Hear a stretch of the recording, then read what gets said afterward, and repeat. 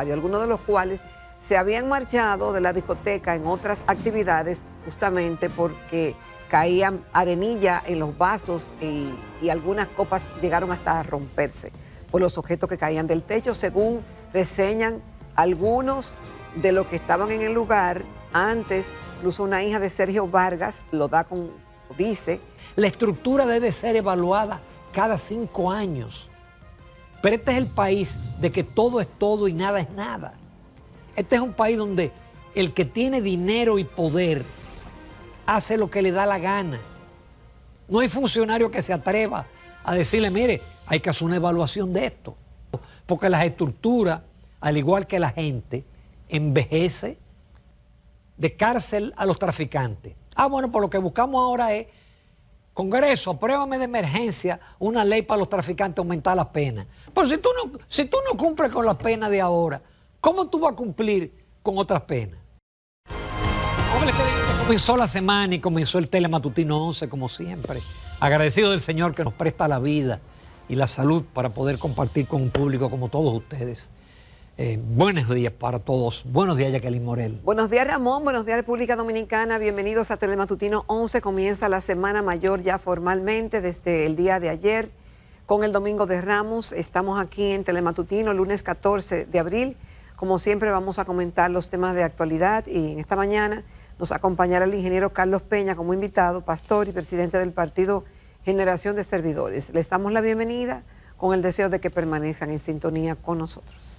Hay muchas informaciones nacionales e internacionales. Hay una que se destaca, es el fallecimiento de Mario Vargas Llosa, uno de los grandes de la literatura mundial, del llamado boom latinoamericano. Él, Gabriel García Márquez, Carlos Fuentes, Julio Cortázar, murió a los 89 años. Escribió una obra para República Dominicana, La muerte del chivo. La fiesta del chivo. La fiesta del chivo, que fue llevada a una película, pero son incontables las novelas y los ensayos de este gigante de la literatura mundial.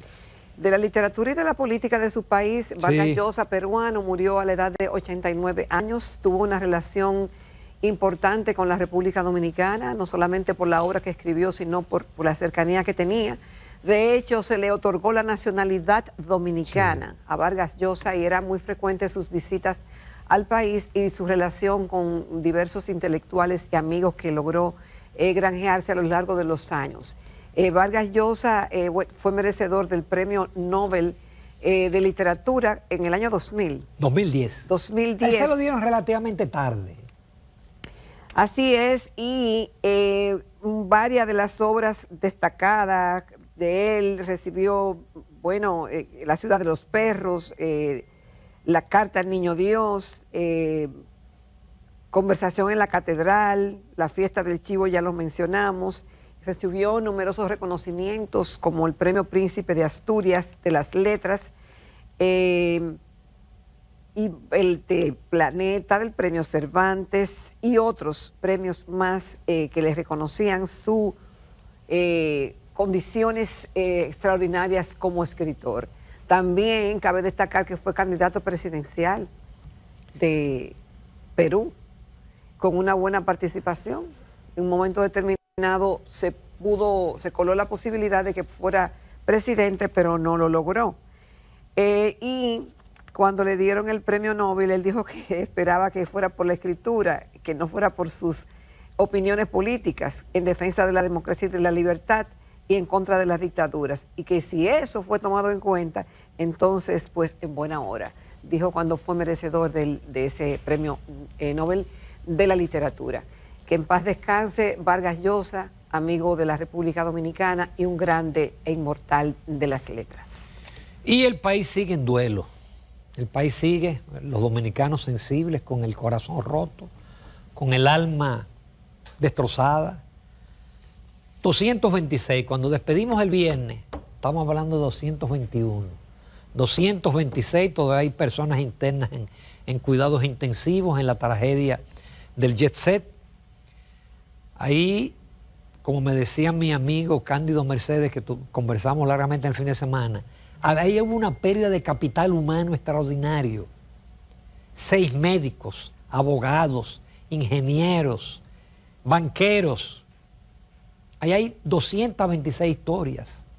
Hay muchachos que quedaron no solamente huérfanos porque perdieron a sus padres, sino que perdieron su seguridad, perdieron su futuro, porque hay padres de familia, sostenedores de hogares que fallecieron, que no dejaron fortuna. Es decir, hay dramas humanos ahí terribles en esa tragedia que va a ser difícil superarla emocionalmente.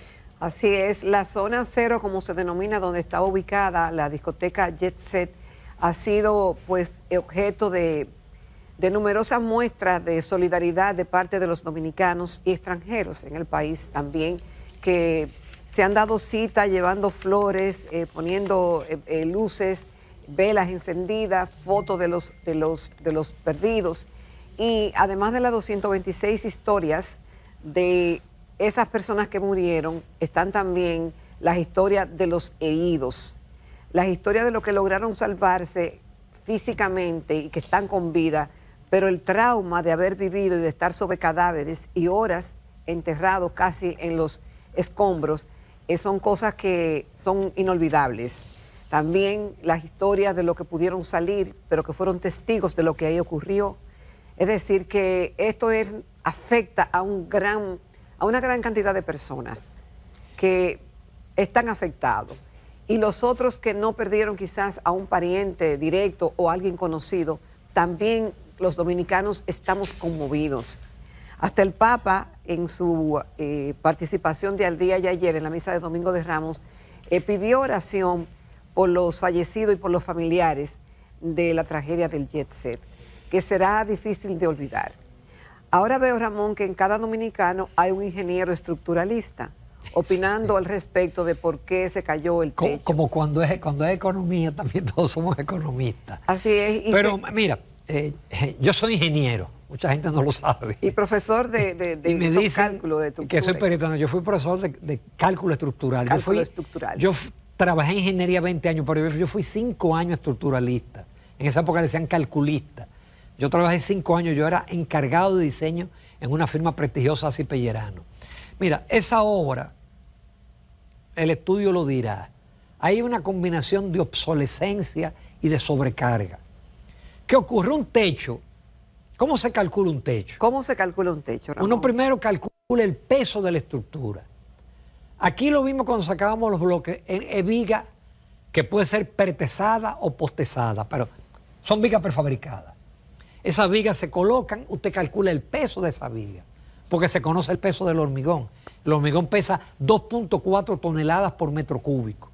Encima de eso se tira una losa y no se requiere el fino normalmente. Es decir, en toda edificación al techo tú tiras un mortero, que es lo que tú le das la inclinación para que las aguas vayan a los desagües.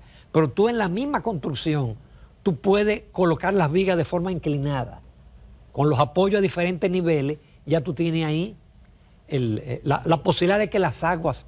Y entonces los techos se le calcula una sobrecarga. ¿De qué porcentaje? De 100 kilogramos por metro cuadrado. 100 kilos por metro. Que son 220 libras por metro cuadrado. Porque el techo no está supuesto a tener gente ni a tener carga.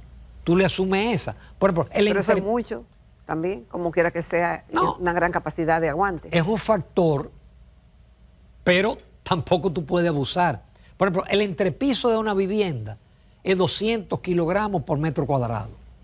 Si es una escuela, es 300 kilogramos y los pasillos 500 kilogramos. Y así te va evolucionando la carga dependiendo del uso de la edificación. Entonces, ese techo, si usted va a Google Earth, que tiene inclusive una secuencia histórica, usted busca el 15, usted busca cada año, y usted verá que en algún momento hay 6 objetos. Hubo un curioso ahí que presentó. Yo en mi casa lo hice con mi hijo Alfredo. La vista es mucho más clara en una pantalla de computadora. Y ya en 25 usted ve todavía más objetos, incluso casetas para los aire acondicionados. Eso es una carga adicional. Agréguele la obsolescencia. Esa obra tiene más de 50 años. ¿no? Y el hecho del antecedente de que ya parte de la estructura había tenido un fuego anteriormente, y también los testimonios de empleados y personas que visitaron la discoteca antes de la tragedia, que dieron cuenta de que estaban cayendo arenilla y pedazos del techo ya desde hacía días. Y según empleados, eso tendrá que corroborarse, ya el Ministerio Público ha iniciado una investigación al respecto, que alertaron de que eso estaba ocurriendo, estaban barriendo las instalaciones y decían que no se le había dado mantenimiento pese a la advertencia y a las alertas que le habían dado los empleados y a los usuarios, algunos de los cuales se habían marchado de la discoteca en otras actividades justamente porque caían arenilla en los vasos y algunas copas llegaron hasta a romperse por los objetos que caían del techo, según reseñan algunos de los que estaban en el lugar antes. Incluso una hija de Sergio Vargas lo dice, y empleados que trabajaban en el lugar. Se dice también que había filtraciones, una filtración deteriora una estructura, sí, porque la varilla, la armadura, con el paso del agua sufre, se oxida. Es decir, son muchos factores. Aquí lo que ha habido es una inobservancia de los reglamentos. Pues yo vi un artículo que escribió un economista joven hablando de que hay que hacer reglamentos. No, aquí todo está reglamentado. Aquí tenemos normas para el diseño sísmico, normas para el diseño al viento, normas para las escaleras, para los pasillos. En el caso de edificaciones como esta, de discoteca, hay normas para el incendio, para la salida de emergencia. La estructura debe ser evaluada cada 5 años. Pero este es el país de que todo es todo y nada es nada. Este es un país donde el que tiene dinero y poder hace lo que le da la gana. No hay inspector que pueda penetrar porque ese es fulano.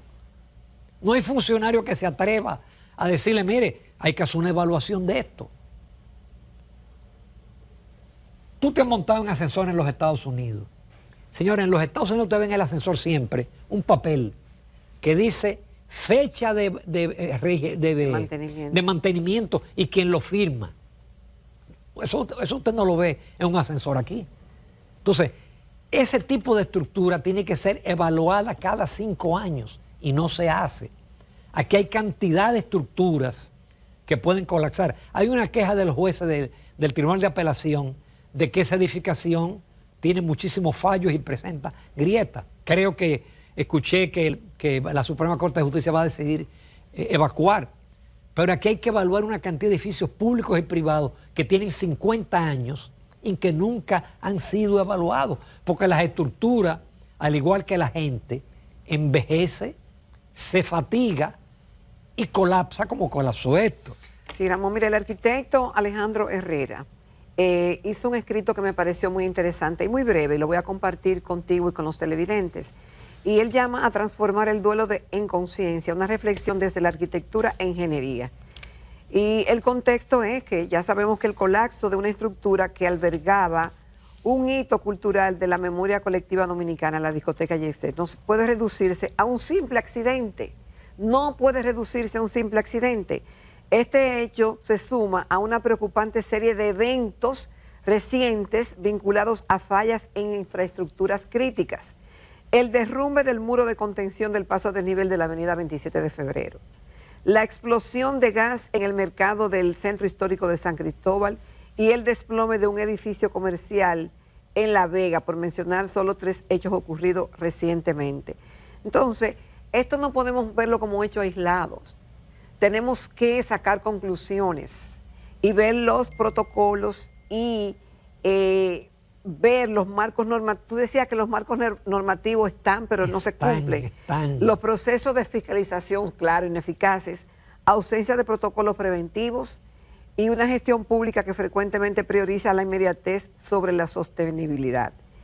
Y entonces el llamado a la acción no es solamente remover los escombros, sino también como sociedad, como gremios, como creativos, como técnicos, hay que revisar críticamente el rigor de las regulaciones vigentes y que se cumplan este dolor y este luto que arropa a la sociedad dominicana, señores, tiene que servirnos de algo. Algunos ya están pronosticando de que esto no va a llegar a ningún lado, de que ahí salió que la muerte por accidente no tiene una responsabilidad, tiene una responsabilidad penal solamente de 3 meses a 2 años. Eso es en la parte penal. Pero habrá que ver si esto pasará y no nos llamará la atención como sociedad, como país, a las autoridades, a que seamos más exigentes también como ciudadanos, Ramón, de parte del cumplimiento, de que cooperemos con las normativas y que le exijamos a las autoridades que lo hagan antes de que sea demasiado tarde. En este país no se cumplen las leyes. Y cuando no se cumplen, queremos de que aumentar las penas. Ajá. Tenemos una ley migratoria, tenemos una ley donde hay penas de cárcel a los traficantes. Bueno, pues lo que buscamos ahora es, Congreso, apruébame de emergencia una ley para los traficantes, aumentar las penas. Pero si tú no cumples con las penas de ahora, ¿cómo tú vas a cumplir con otras penas? Como decía la pasada semana Castillo Pantaleón, si tú tienes 9,000 militares en la frontera y entre los haitianos, el que tú pongas 1,500 más va a mejorar la situación. Entonces, si no se cumplen las leyes, mucho menos se van a cumplir los reglamentos que están ahí. Son amplísimos. Y te especifican lo que hay que hacer, cómo se va a construir el uso de, por ejemplo, el uso de la edificación. Cuando esa edificación pasó de ser un cine a una discoteca, eso había que hacer una evaluación. Porque no es lo mismo la función de un cine con un sonido atenuado a la música con altísimos decibeles que se producía ahí, que los vecinos se quejaron infinidad de veces ante la fiscalía y no hacían nada. ¿Por qué? ¿Y cómo a ese señor le vamos a tocar? ¿Cómo a ese señor le vamos a decir que tiene que poner la música más bajita en el lugar marca país? Bueno, yo lo que aspiro, Ramón, es que algo pase, que se pongan los correctivos y que la gente se sienta en libertad de que no se puede quedar así. Tenemos que luchar todos porque eso no se quede así, tienen que aplicar algunas consecuencias. Esas familias tienen que ser indemnizadas todas, partiendo de ahí, porque hay gente que lo perdió todo. Es decir, ahí hay drama. Por ejemplo, yo contaba en unos días, y afortunadamente había una pareja de venezolanos instalados aquí en busca de una mejor vida, fueron a la actividad, sus niñas se quedaron con la nana, y afortunadamente un vecino localizó a los familiares en Venezuela, vienen a llevársela. Esos niños estaban construyendo una vida. Y ahora en Venezuela, a pasar trabajo. No, entonces, como esa historia, hay muchas. Los hijos de los meseros, que un mesero no tiene fortuna. ¿Qué va a pasar con esa familia? Y así. Entonces, lo mínimo es una indemnización. Eso no va a revivir los muertos. Pero en este país tenemos que acostumbrarnos a un régimen de consecuencias. Así es, Ramón. Mira, y a mí me llama la atención que la Oficina Nacional de Evaluación Sísmica y Vulnerabilidad de Infraestructura y Edificaciones, el director Leonardo Reyes Madera informa que la investigación durará alrededor de 3 meses. ¿Por qué va a durar esos 3 meses? Si en otros países, según tengo datos, eso se hace con mucho más celeridad. En 3 meses se olvidan muchas cosas, Ramón, y yo espero que no, que mantengamos el tema vivo, pero parte de los escombros fueron trasladados a Santiago. Eso es inexplicable. No, entonces peor, la explicación es peor, porque dicen que había óyeme la explicación, que... Un patanita que estaba perdido. No. Cogió a Santiago. Pero que no sabían. Entonces tú no sabes para dónde va, que parece que la compañía era de Santiago y se lo llevó para Santiago. Es decir, o sea, no había nadie que supervisara y que dirigiera ese camión. Porque cuando tú dices, parece que alguien vino, una compañía, que tú no tienes el control sobre eso. No. Porque se supone eso que dice, tú por lo menos debías saber quién eso fue. Dice mucho de la logística. Afortunadamente hay escombros en la feria ganadera. Y hay muchas fotos y hay muchos videos. Hoy, por ejemplo, hoy yo estaba viendo en TikTok unas imágenes de un ingeniero civil muy capaz. Él puso hasta una nota, él dijo, no voy a programas porque hasta que no haya una explicación, todo es especulación, pero el tipo presenta unas fotos. ¿Pero especulación de qué? Porque el hecho está ahí, yo no entiendo eso, Ramón, ni en la parte ni en la parte legal, ni en la parte ya de la ingeniería. Porque el hecho está ahí y murieron 226 personas. Se derrumbó un techo. Dime. Y entero. Entonces. No, él tiene teorías de que el fallo, él presentó el borde de una de las vigas, aparentemente fue un fallo que hice por cortante. Ajá. ¿Qué ocurrió ahí? Lamentablemente es probable que ese techo se fuera flexando como una hamaca. Sí. Y que no se veía porque había un plafón. Flexando, que tú dices que se va poniendo más hundido en el centro. En el centro. En una forma de ola. Como una hamaca. Como una hamaca. Y que finalmente, al revés, por no, eso, una hamaca. se cayó entero. Porque es que no se cayó una parte, ¿no? Entero. Entero. Es decir, un colapso total. Mira, yo confío mucho, lo conozco desde hace muchos años, en el ingeniero Leonardo Reyes Madera. Es un experto en cuestión de sismos. Él fue designado por el presidente. En un almuerzo a los pocos meses de asumir la presidencia, el presidente Abinader lo presentó y dijo que él se iba a encargar de evaluar las edificaciones públicas. Aquí tú recuerdas, tuvimos varias veces al ingeniero Coromina Pepín, y él vaticinó que todas las escuelas públicas aquí se iban a caer por un tema de cortante y de columna corta, que hay que hacer evaluación.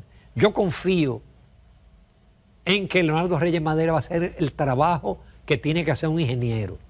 Es decir, determinar las fallas que provocó. Lo sabemos ya, pero un expertise técnico con modelos. Hoy en día con la inteligencia artificial usted puede hacer un modelo simulando la edad del inmueble, las cargas que tenía. Todo eso se puede hacer hoy en día. Bueno, y yo creo que se puede hacer en menos de 3 meses. Así es, y también el hecho de que ojalá que las autoridades den el dato de cuánto costó el rescate, y la intervención que hizo el cuerpo de bomberos, que hizo la defensa civil, el Ministerio de Obras Públicas. Claro que tenían todos que acudir. El empresariado acudió y muchos profesionales sin cobrar un centavo fueron a ofrecer su servicio, los equipos que tenían ahí y su talento profesional. Ahora bien, ¿cuánto costó ese rescate? En otros países le pasan la factura porque eso fue algo privado, Ramón. Pero eso es centavo frente a los 200. ¿Tú te imaginas, Jacqueline? Pero que alguien tiene que pagar. Jacqueline, esas eran personas jóvenes. ¿Cuánto le faltaba por producir a un... cualquiera de los... Cualquiera. A cualquier médico, a cualquier ingeniero, a cualquier banquero. En su vida útil, ¿cuánto le faltaba por producir? Óyeme, es que es incontable. Ya pasando a otro tema, señores, finalmente el Banco Central publicó en el fin de semana los resultados de febrero. La economía dominicana está en franca desaceleración, mírenlo ahí.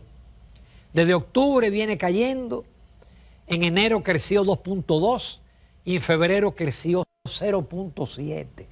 Apenas ha crecido 1.5 en enero y febrero. Lamentablemente los economistas declaramos una recesión cuando hay 3 trimestres en la economía en caída. Es como el médico que te dice, se murió. Bueno, entonces, los economistas declaramos la recesión ya cuando la economía está en el suelo. Caída de todos los sectores, la construcción menos 7.7, porque el gobierno no está haciendo nada en materia de inversión. Y en un momento difícil porque vamos a recibir el impacto de la economía global, la parálisis de la inversión, en fin, es complicado el panorama. Bueno, Ramón, mal de muchos, consuelo de pocos, pero justamente en febrero de 2025 la economía mundial mostraba signos de desaceleración, con un PMI compuesto en su nivel más bajo en los últimos 17 meses. A ver, se preveía un crecimiento económico de un 2.5 para el 2025, pero esto va aparentemente a cambiar. El tema es que la situación internacional ha estado complicada. Cada país también, además de las complicaciones que pueden venir de externo, que no son controlables por ese país, tiene situaciones internas. Sí, porque, Y por en ejemplo, el caso individual, aquí, antes de Trump, ya la economía venía en picada desde octubre, noviembre, diciembre, enero. es lo que te voy a decir. Lo de ahora Mientras en más adelante, débil tú estás, el embate te da más grande. Lo de ahora en adelante se lo vamos a poder atribuir a Trump. Lo de ahora en adelante. Pero ya la economía mostraba signos de agotamiento, porque aún los sectores como el comercio apenas creció 1.8. Y el comercio es la actividad de mayor dinamismo. Señores, finalmente ganó, contrariando las encuestas, ganó Daniel Noboa en el Ecuador. Las encuestas decían que había un empate técnico. Hasta ahora, Luisa González, con 43.8%, no acepta los resultados. Ella dice que hubo fraude, pero cuando hay un margen tan grande, 56 a 48.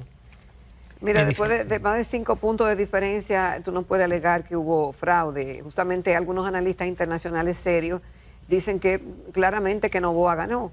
Y que esa amplia ventaja será difícil de cerrar ya con el nivel de cómputos de votos que se tiene. Ya está el 94%. Así es. Noboa tiene apenas 37 años, Ramón. Fue a la reelección. Una persona de una familia con buenas relaciones políticas, de alto nivel económico. El papá es de los más ricos. El papá intentó 5 veces ser presidente, fue candidato y perdió. Jacqueline, nos vamos a comerciales. Vámonos a comerciales. Nos superpasamos. No se pierdan la entrevista con Carlos Peña, pastor. Vamos a hablar mucho con el pastor, pero presidente del partido Generación de Servidores.